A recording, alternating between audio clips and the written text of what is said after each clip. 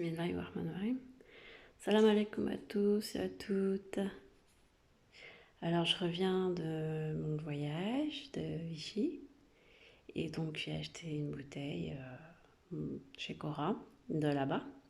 Trop cher, les 6 bouteilles d'1,25 litre, c'était dans les 3,80 €. Donc vraiment, c'est pas donné, hein.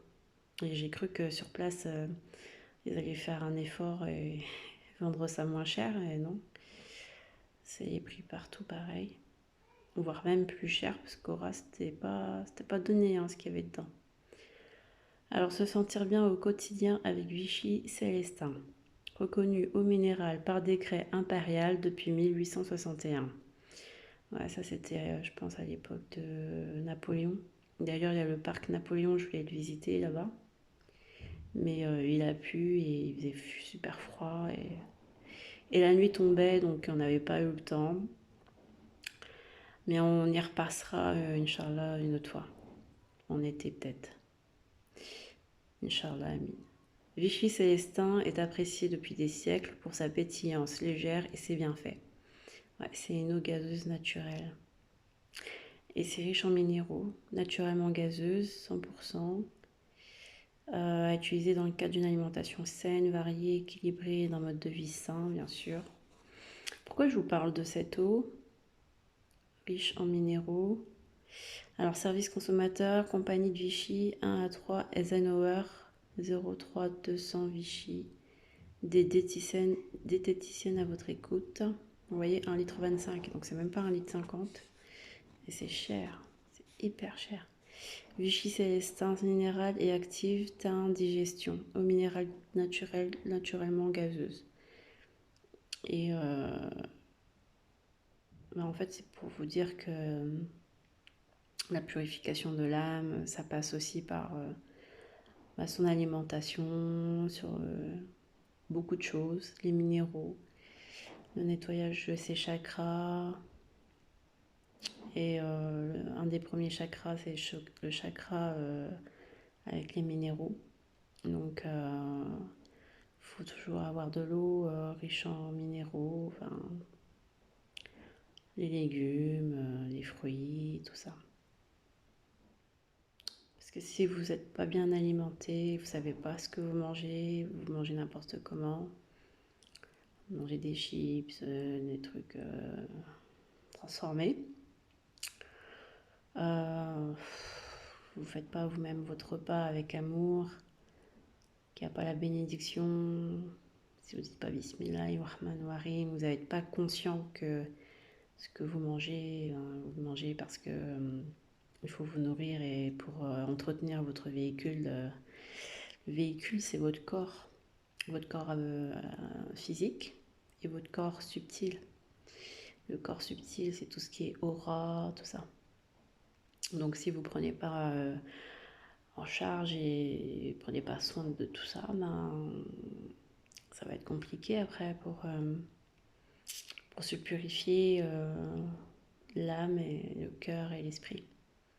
C'est un tout.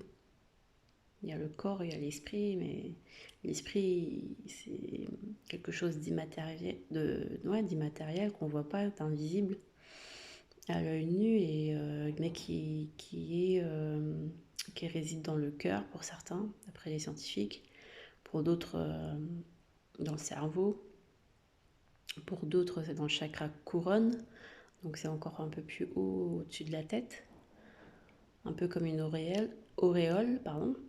Donc voilà, c'est un peu mystérieux, mais en tout cas, il y en a qui disent que c'est dans le chair et dans le chair, dans le chair et dans le sang. Je suis fatiguée là, je vais aller faire dodo. Mais que ça se nettoie.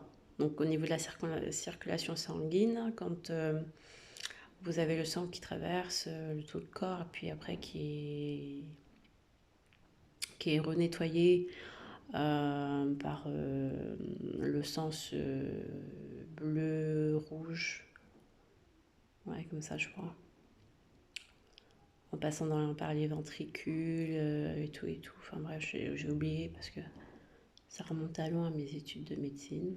Désolée, pardonnez-moi, mais je n'ai pas révisé pour faire la vidéo. C'est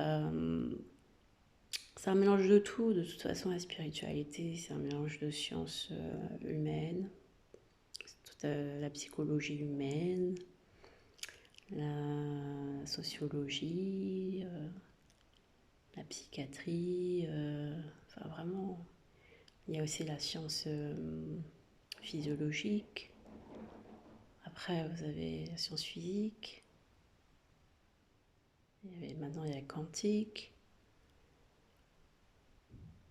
la science spirituelle, avec l'étude du Coran, des langues. Vraiment, c'est... Il y a l'astronomie, l'astrologie, tout ce qui est ésotérisme, exotérisme, enfin vraiment, l'univers, tout quoi. Tout est lié, tout est lié, tout est lié, les énergies, les ondes magnétiques, les champs magnétiques, tout est champ magnétique. Voilà, c'est plein de notions, plein de mots-clés qu'on peut plus ou moins connaître et voilà, et être spécialisé là-dedans. Moi, pour ma part, mes études scientifiques de la physique et tout ça, ça remonte à très loin. Et les études spirituelles, ben, je sais juste dire Alhamdulillah Rabbil Alamin et Salam alaikum et 2-3 mots en arabe, et puis voilà quoi. Enfin, après, on sait tous lire le Coran en français, et on se débrouille et on essaie de comprendre mot à mot. Donc, les études, voilà quoi. Sinon, il y a les études aussi financières.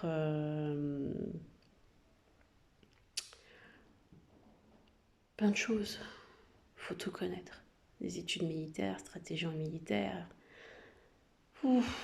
stratégie de défense, ouais, la médecine, et tout ce qui est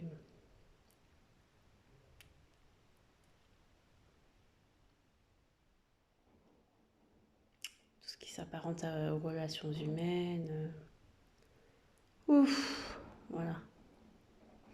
Là, je suis à 7 minutes, je ne sais même pas ce que j'ai raconté. Mais juste pour vous dire que la purification, c'est un tout. Et en même temps,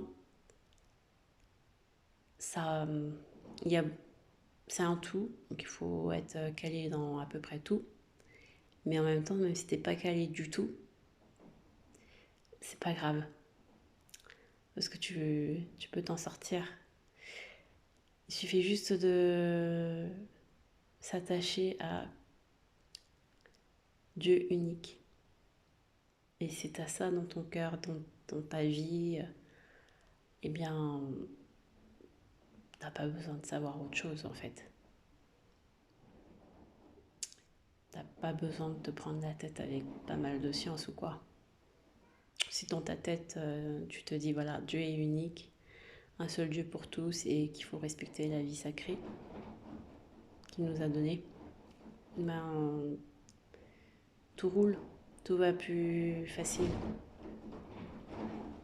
Il n'y a rien de compliqué, mais on se complique les choses et surtout l'ego, l'orgueil, tout ça, ça prend place. Et quand tu dis Dieu unique, ben, tu fais tout pour que ton orgueil il soit remis à sa place, qu'il reprenne sa place de serviteur d'Allah et c'est tout. Il n'a pas à aller plus haut. Voilà. On va pas on supprime pas son ego parce qu'on en a besoin, mais parce que l'ego est là quand même pour défendre le, pour défendre l'homme en fait, enfin l'humain. Quand on est dans une situation dangereuse, éprouvante, l'ego voilà, prend le dessus pour l'instinct de survie, pour pas mourir. Et c'est pour ça qu'on dit oh, arrête d'être égoïste et tout, parce que souvent, c'est quand on est dans un instinct de survie, on va aller chercher à manger pour soi et coûte que coûte, tant pis pour les autres, mais il faut que, voilà, faut pas que je crève. En gros, c'est un peu ça. C'est un peu ça l'ego. Mais si on a confiance en Allah, de toute façon, même ce genre de comportement, bon, on doit pouvoir quand même se modérer et le remettre toujours à sa place. Et pourquoi remettre à sa place? Parce que c'est si on fait le culte de l'ego, si on met le le moi, je toujours en avant, ben